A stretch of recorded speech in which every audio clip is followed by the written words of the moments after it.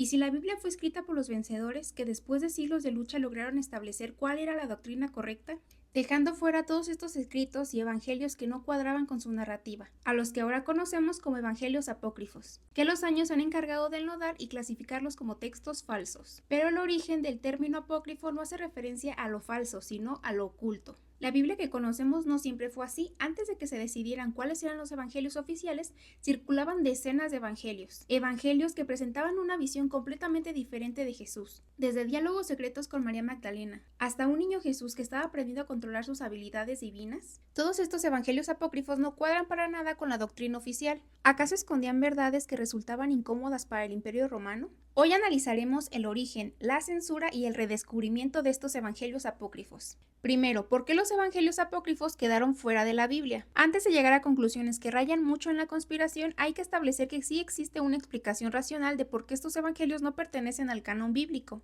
La Iglesia ha tenido siempre criterios muy claros sobre cuáles son las características que debe de cumplir un evangelio o un texto para considerarlo oficial y dentro del canon bíblico. Dentro de estos criterios vamos a nombrar 4 de los principales. Primero está la apostolicidad.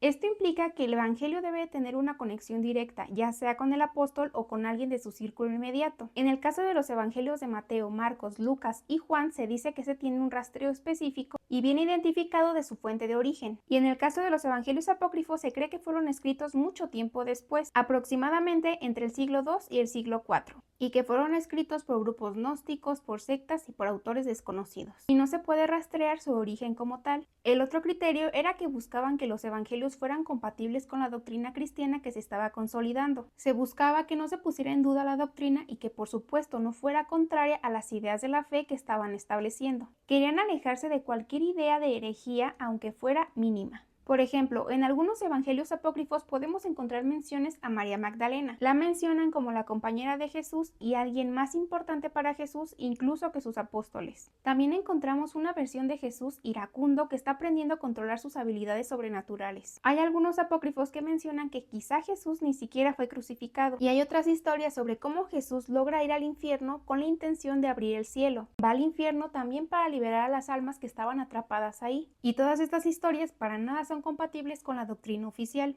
Otro criterio era que el evangelio tenía que tener un uso universal. Debían cuidar que el evangelio no fuera solamente leído y conocido por un grupo muy cerrado. Aparentemente los evangelios canónicos fueron leídos y transmitidos por múltiples comunidades desde el siglo I. El último criterio era el criterio de antigüedad. Para considerarlos canónicos, los textos debían estar cercanos a la época de Jesús o sus apóstoles, más o menos en el siglo I. De esta manera se aseguraban que los evangelios sí reflejaban la tradición original y que no eran solamente leyendas tardías. Pero entonces, ¿estos evangelios sí representaban algún peligro para la Iglesia? Para algunos, lo que ocurrió con estos textos es que fueron excluidos de la confección de la Biblia, porque solo dejaron los que iban de acuerdo con la ideología y con las necesidades de la Iglesia que se estaba construyendo en ese momento, y que sobre todo estuvo muy influenciada por el control que tenía el imperio de Constantino. Sabemos bien que la religión católica se formalizó y estructuró en el Concilio de Nicea en el año 325 después de Cristo, y a la vez que se iba construyendo la religión, se iba construyendo la Biblia. Y entonces estos evangelios apócrifos no quedaron dentro de la Biblia, no porque no fueran reales, sino porque no iban de acuerdo a la doctrina que estaban estableciendo. Esta es una postura muy antigua sobre por qué estos evangelios quedaron fuera de la Biblia. Por supuesto que se han realizado muchas investigaciones en estos evangelios apócrifos y se ha llegado a conclusiones oficiales. Los expertos sugieren que los evangelios apócrifos y los canónicos tienen muchas diferencias en cuanto a contenido y forma, y que los apócrifos parecen estar llenos de fantasía, que permite satisfacer la curiosidad de aquellos momentos que en el canon bíblico no se cuentan. Por ejemplo, la infancia de Jesús entre los 5 y los 12 años, el nacimiento divino de María, entre otros más. ¿Y de dónde salieron estos evangelios apócrifos? El mayor descubrimiento de estos evangelios apócrifos se dio en 1945. El hallazgo se dio en Nag Hammadi, donde se encontró una vasija con textos que cambiaron la historia de la religión para siempre. Esta biblioteca está escrita en copto, y este descubrimiento fue de 13 libros encuadernados en cuero, y fue un gran descubrimiento junto con los manuscritos del Mar Muerto. Pero ¿cuáles son todos estos evangelios apócrifos de los que hemos hablado todo este tiempo? Te voy a nombrar algunos y sobre cuál es su contenido escandaloso. Tenemos los evangelios de la infancia. Tenemos una historia en donde Jesús hace milagros caprichosos e incluso castiga a quienes lo molestan. Y en el protoevangelio de Santiago encontramos la historia de la infancia de la Virgen María y cómo ella, al igual que Jesús, fueron de nacimientos extraordinarios. También están los evangelios gnósticos. Aquí podemos encontrar el evangelio de María Magdalena, sobre cuál fue el rol de la mujer en el cristianismo primitivo y esta supuesta rivalidad que Pedro tenía con María Magdalena. En el evangelio de Judas, en donde Judas no es un traidor,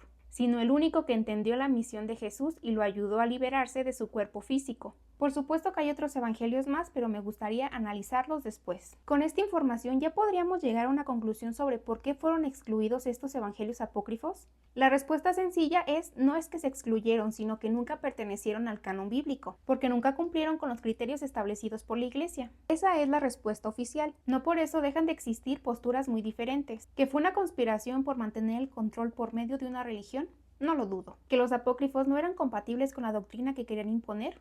También estoy de acuerdo. ¿Que los apócrifos eran más caos que beneficios a la consolidación de la Iglesia? También lo puedo creer. Cada quien es libre de decidir la postura que quiere defender. Yo no los consideraría falsos del todo porque son pedazos de historia. Son documentos históricos reales que muestran la diversidad de pensamientos y creencias. El que sean considerados no reales no les quita el peso histórico que tienen. Si bien el Concilio de Nicea construyó la religión católica como la conocemos ahora, el que dejara textos fuera y que los considerara falsos no quiere decir que sea la única verdad, porque la realidad puede ser otra. Los evangelios canónicos también se escribieron con un fin, con una intención, con una perspectiva y una idea de quién lo escribió y quién lo contó, que tienen mucho que analizarse también en el contexto histórico y psicológico. Pero lo que dije, cada quien es libre de creer en lo que quiera. Pero sin duda los evangelios apócrifos han marcado un gran legado en la cultura. Podemos referirnos aquí al libro del Código Da Vinci, la historia de los Reyes Magos que año con año ilusiona a todos los niños, la reconstrucción que se ha hecho de María Magdalena y su relación con Jesús, su influencia en el movimiento y su legado. Pero ese ya es tema para otro video. Los evangelios apócrifos nos permiten pensar la religión de otra manera, desde una mirada histórica donde cada texto no es enemigo de la fe, sino que es otro ángulo desde donde contemplar.